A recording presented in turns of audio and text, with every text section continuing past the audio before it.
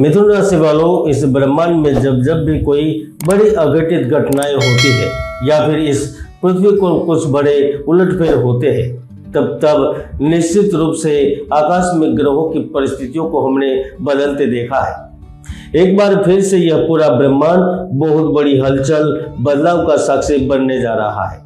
जी हाँ, मैं बात कर रहा हूँ इस ब्रह्मांड के दो सबसे बड़े ग्रह शनि और गुरु ग्रह के संचरण की।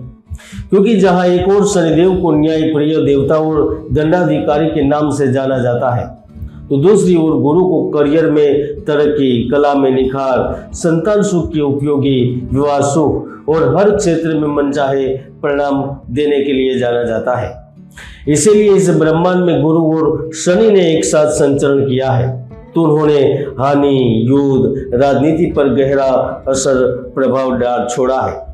यानी कि इस अवधि के दौरान कुछ सत्ताधारी लोगों की सत्ता डिगमिगा जाती है, राजाओं का पतन होता है, पुल टूटने की घटनाएं बनती है, खदानों में दुर्घटना और भूकंप से जनधन हानि की आशंकाएं बनती है। भूकंप आता है, जहाज और वायुयान दुर्घटनाएं होती है, आंदोलन, हिंसा, धरना प्रदर्शन, हड़ताल, यहाँ तक उपद्रव की स्थितियां जन्म लेती है।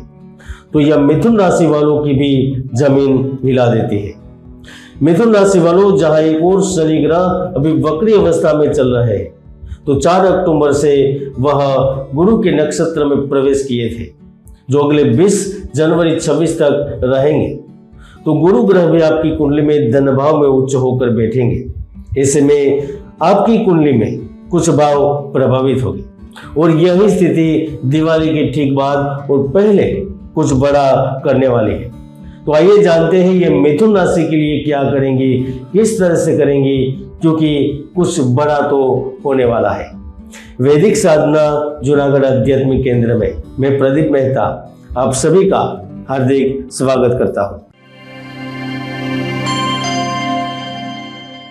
मिथुन राशि वाले ना तो शनि की 7.5 से गुजर रहे हैं और ना तो उनके ऊपर शनि की दैया चल रही है, लेकिन एक बात अवश्य है कि उनके लिए शनि 28 अप्रैल से उत्तरा भाद्रपद नक्षत्र में प्रवेश किए थे, लेकिन अब वह स्थिति भी 4 अक्टूबर से पूर्ण रूप से खत्म हो गई है।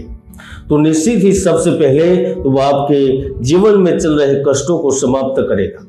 अब जो भी कुछ बाधा, हानि और उलझन से घिरे हुए थे, उसे पूर्ण रूप से मुक्ति देगा।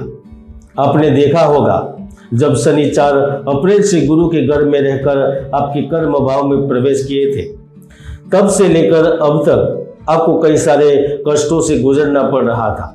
सर्विस में सावधानी से कार्य कर रहे थे, फिर भी न जाने क्यों नौकरी में बदलाव, नौकरी में निकाला जाना, यहाँ तक ऑफिस की गंदी राजनीति आपके जीवन को प्रभावित कर रहे थे। कदम कदम पर अहित होता था। लाखों करोड़ों अब्जों का बिजनेस होने के बावजूद भी प्रगति के नाम पर एक बड़ा शून्य रहता था। प्रेम मानो आपसे रूठ ही चुका था।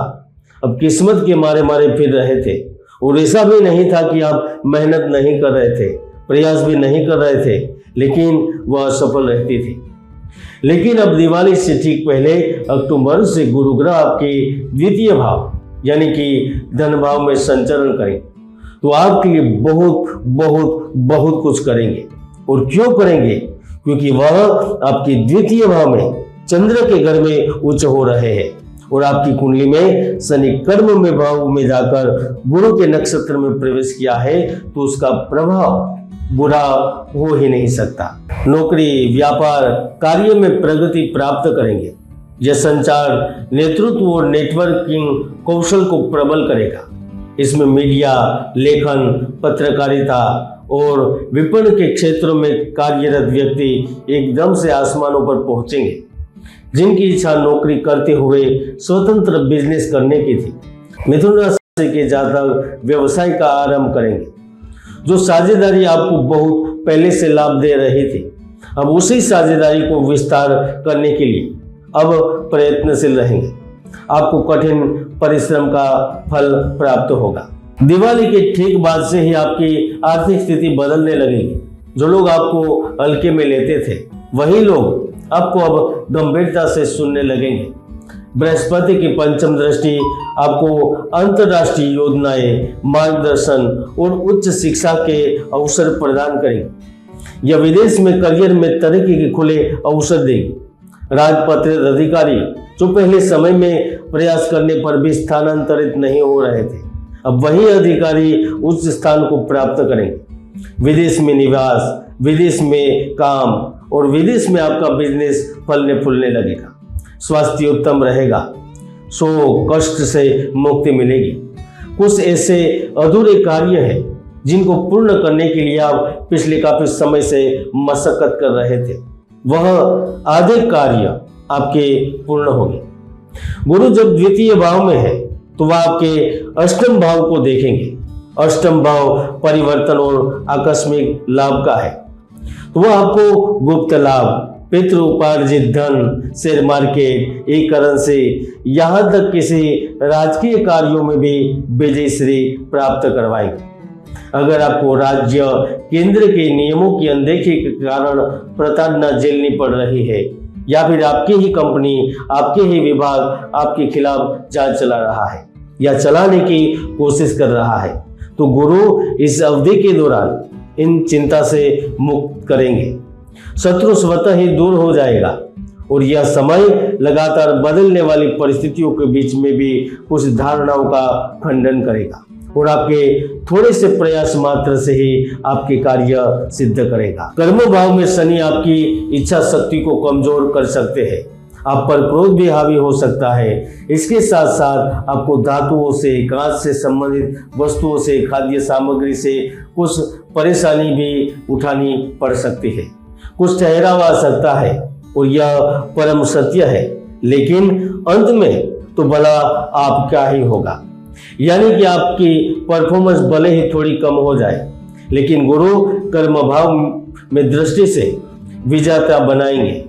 आप लोग राजनेता, अभिनेता, कार्यकर्ता, कलाकार, बुद्धिजीवी बन सकते हैं। आप लोगों में प्रशासनिक क्षमता अद्वितीय होती है, इसीलिए आप जिम्मेदारी पूर्ण कार्य स्वीकारेंगे। गुरु आपको सबसे बड़ा अवसर प्रेम और साथी के रूप में देंगे, क्योंकि गुरु जब उच्च के हुए हैं तो यदा कदा ही कोई व्यक्ति सिंगल रहा है, यानी कि प्रेम से दूर रहा है, क्योंकि इस अवधि के दौरान प्रेम की भावनाएं आप पर हावी हो जाती है। आप पर स्वयं कामदेव सवार रहता है, मानो जाने आप प्रेम की माया जाल में फंसने के लिए तैयार रहते हैं। हकीकत में गुरु यह आपके लिए एक अच्छे जीवन साथी खोजने के अवसर प्रदान करता है और यह गुरु की वजह से ही संभव होगा। दोस्तों, मैंने हमेशा से ही कहा है कि ज्योतिष के कई महायोग हैं जो व्यक्तियों को जीवन की बुलंदियों पर पहुंचा देते हैं, तो कई दुर्योग भी है जो व्यक्ति की भरपूर मेहनत को सफल नहीं होने देते। इसलिए कुंडली विश्लेषण करें, क्योंकि समय पर इन्हीं योगों को जानकर उपाय कर सकते हैं। कुल मिलाकर दिवाली के ठीक पहले और ठीक बाद निश्चित रूप से कुछ बड़ा और गजब होने वाला है। अगर यह जानकारी अच्छी लगे तो कमेंट में जरूर बताएं। जय गुरुदत्त, जय गिरनारी।